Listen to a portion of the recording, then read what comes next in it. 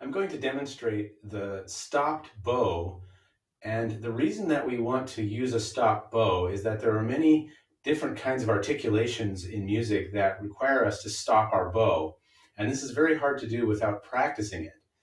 And we also use stop bow to introduce thinking time into our practicing in order to prepare for what's coming next.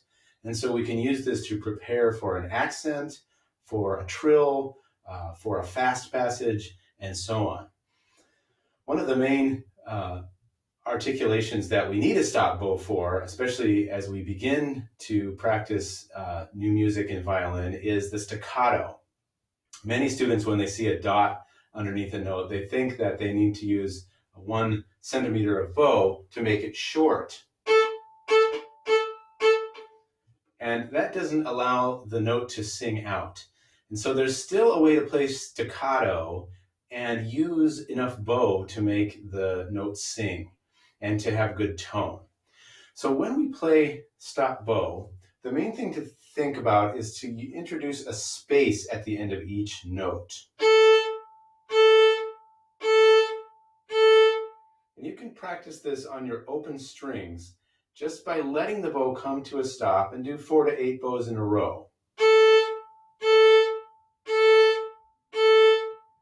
You'll notice that I'm just allowing the bow to stop and not forcing it to stop. If I force it to stop, it chokes the sound like this.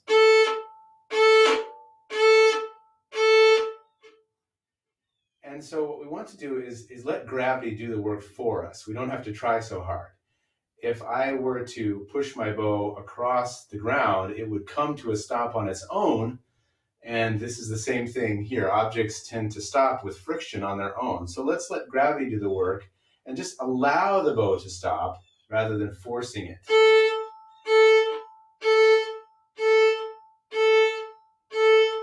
After you've done some of these bows on your open strings, then it's time to practice it on an A scale.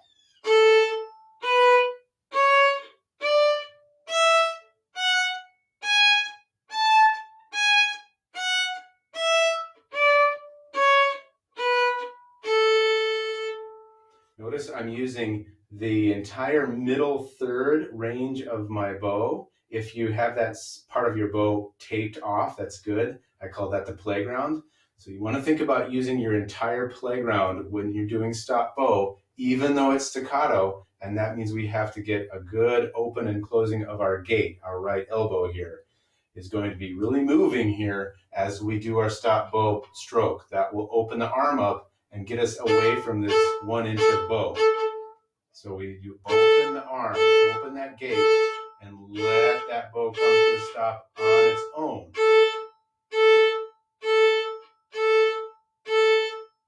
The other thing I'm not doing is I'm not picking the bow up off the string in between.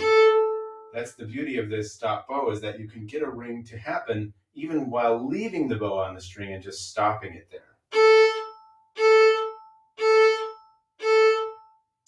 Once you get comfortable with this, then of course you recognize that the first piece to use staccato consistently in the Suzuki Book 1 is Song of the Wind. And that mimics the A scale we were just practicing.